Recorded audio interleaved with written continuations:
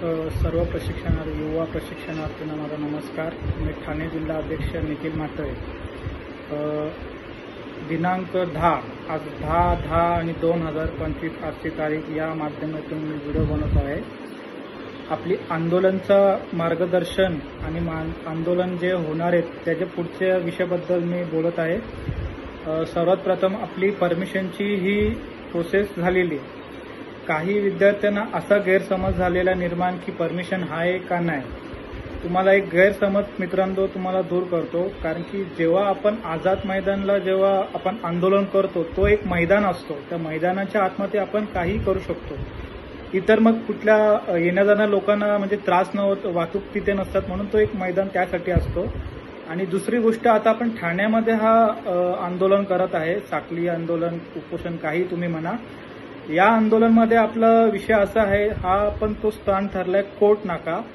Court नाका म्हणजे ठाण्याचा एक आपण बोलतो ना, आपल्या अंगातला एक नसचं तरी आपली रक्त तरी थांबला गोठला तर पुढे जाणार नाही, तशी एक पॉइंट येते. त्या पॉइंटमध्ये आपल्याला एक आंदोलन करण्यासाठी आपल्याला एक रस्ता दिलेला आहे. तो एक सर्व्हिस रोड आहे. सर्व्हिस रोडमध्ये जास्तीत जास्त आपली संख्या 300-400 होऊ शकतो, पण आपली संख्याबळ आहे 30,000च्या 35,000च्या वरती असे आपण त्यांना उत्तर दिलेले आहेत. त्यांना ही भीती आहे, जे आपण आझाद मैदानमध्ये जी छत्री आंदोलनचा आपण जो केलेला होता, ती आझाद मैदानची ती संख्या 5 ते 6,000ची संख्या होती. त्यांना एकच भीती आहे, याच्यातले अर्धे निम्मेत तरी प्रशिक्षणार्थी ते उभे राहून जर हे केले तर इथे खूप मोठा ट्रॅफिकचाही निर्माण होऊ शकतो आणि एक ठाण्यावरती आपण एक बोलतो ना, एक TRP मध्ये पण येऊ शकतो. आणि त्या दिवशी आपण आंदोलन करतोय 12 तारीख, तो वार येतो रविवार, आणि रविवारी तिथे शासकीय म्हणजे सर्व सुट्ट्या असतात.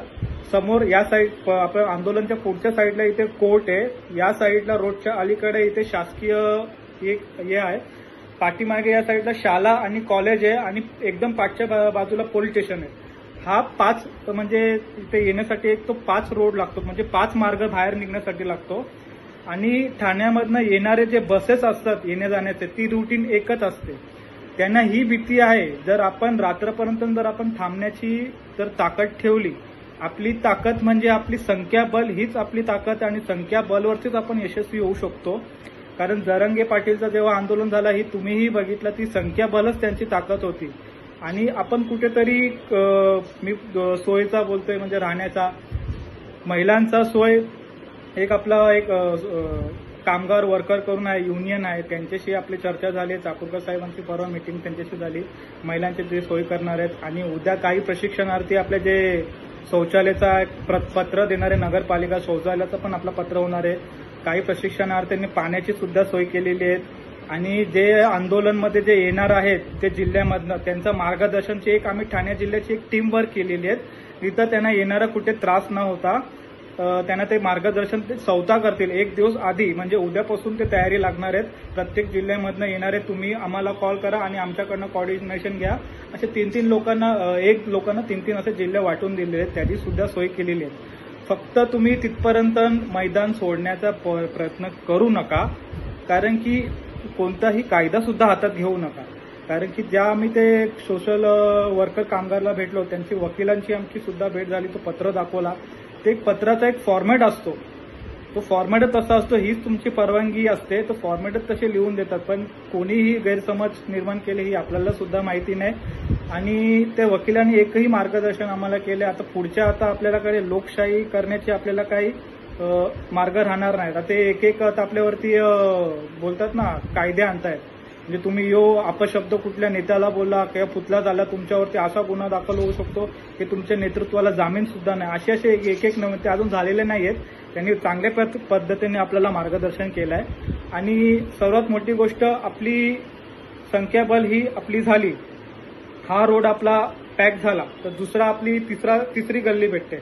तर त्या चक्र आपला एक सर्कल येतो. सर्कलच्या अलीकडे जरी आपण जाण्याचा प्रयत्न केला तर तिकडनं एक मार्ग कळव्यावरनं यायचा मार्ग लागतो. आणि तिकडनं जर रोड जाम झाला तर पर्याय मार्ग दुसरा असतो. तर तिकडनंही रोड जाम झाला तर समोर ठाण्यामधनं येणारा टेंबी नाक्याला जाणारही मार्ग तोच आहे. आपलं परत दिगसाहेबच्या इथं जायचा पण मार्ग तोच आहे आणि स्टेशनला जाणारा तोच आहे. आणि बसचा येण्या जाण्याचा रुटीन, मुलाची शाळेत न येण्या जाण्याचे जे मुलं असतात, कॉलेजमध्ये जाणारी मुलं असतात, किंवा कोणी कामाला जाणारा, कामावरनं येणारे जे असतात, तिथे शासकीय तिथे जे असतात येणं जाणं तो रुटीन असतोय. तर तिथे जर आपण एक मोठी उपस्थिती दाखवून तिथे जर आपण एक संख्याबळ दाखवली ना, तर संख्याबळवरती आपण एक टीआरपी होऊ शकतो. कारण की सर्वजण हेच प्रश्न करणार आज एवढी ट्रॅफिक जाम काय, आणि त्याच्या समोरच कोर्ट आहे. कोर्ट म्हणजे आपल्याला न्याय देणारं न्यायालय आहे. ते तिथे सुद्धा आपली चर्चा होऊ शकते आपल्याबद्दल काय चाललंय मुलांचं आपल्याला. आणि आज ठाण्यामध्ये पत्रकार परिषद असताना पत्रकारांनी आपल्याला चांगल्या पद्धतीने सहकार्य केलेले आहेत. मनसेचे अविनाश जाधव, मनसेचे राजू पाटील दादा आणि उद्धव बाळासाहेब ठाकरे जे राजन विचारे साहेब, हे यांचे पत्रकार परिषद असताना काही त्यांचेही सुद्धा विचार निवडणुकीच्या इथे चालू होते. पत्रकार परिषद त्यांना विचारले, सर लाडकी बहीण योजना ही आली होती, आज ते बेरोजगार झाले, ते मामाच्या गावाला निघाले आहेत म्हणजे येण्यासाठी विचारले. तर राजन साहेबांनी विचारलं कुठला मामाचा गाव होता, हा का तो. तर साहेबांनी सांगितलं हा ठाण्याचा का. बोललो हो. हे पत्रकारांनी सुद्धा आपल्यापर्यंत त्यांचे आपले संदेश पोहोचवलेले आहेत.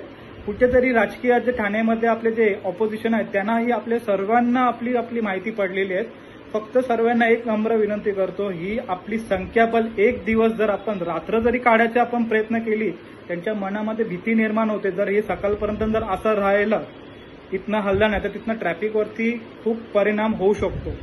म्हणून खाण्यापिण्याची जे तुम्ही सोय आम्ही बोलतोय, आम्ही आमच्या पद्धतीने करतोय, तुम्ही सुद्धा तुमच्या पद्धतीने करा. जसं होईल तसं आपण पद्धतीने करू आणि महिलांची सोय करूया. आपण पुरुषांनी तिथनं हलायचं नाही. कोणताही कायदा हातात तुम्ही घेऊ नका, कोणाला अपशब्द बोलू नका.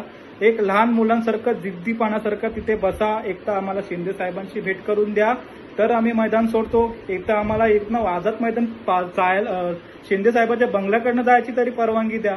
काहीतरी आम्हाला इथे ठोस निर्णय द्या तरच आम्ही मैदान सोडतो. आणि काल जेव्हा आम्ही चाकूरकर साहेबांमध्ये आपल्या आंदोलनाच्या बद्दल जे आम्ही चर्चा करत असताना चाकूरकर साहेबांना विचारले, साहेब जर शिंदे साहेबाची तर तुमची भेट झाली तर तुम्ही हा आंदोलन सोडू शकता का. साहेब बोलले तशी भेट तर नागपूरलाही आमचे फडणवीस साहेबांची भेट झाली, पण त्यांच्या बोलण्यावरनं काय आम्हाला काय वाटलं नाही, तुम्ही कितीही आंदोलन करा मला फरक पडत नाही. जर पॉझिटिव्ह विषय असेल तर विचार करण्यासारखी गोष्ट आहे तर काय हरकत नाही बोललो. पण जर नसेल तर मग आम्ही आंदोलन हा कायमस्वरूपच चालू करू. म्हणून मित्रांनो सर्वांना एक विनंती करतो, तुम्ही मोठ्यातल्या मोठ्या उपस्थित आपल्या ठाण्यामध्ये दाखवा. आणि मामाच्या गावालाही आपण काली दिवाळी आपण साजरा करत आहोत. आणि आपल्यासोबत जे नेतृत्व आहे ते चांगल्या पद्धतीने आपल्याला काम म्हणजे करत आहे आणि आपण त्यांच्या खाली आपण हे आंदोलनाला यशस्वी करत आहोत. म्हणून पुन्हा एकदा मी एक सांगतो, तुम्ही असा मनामध्ये निगेटिव्ह विचार करू नका. आताही सांगतो, आपली ताकद आणि आपली जिद्द आणि आपला ही संख्याबळ हीच आपली यशस्वी होऊ शकतो. बस एवढाच मी माझा विषय संपवून माझा व्हिडिओ समाप्त करतो.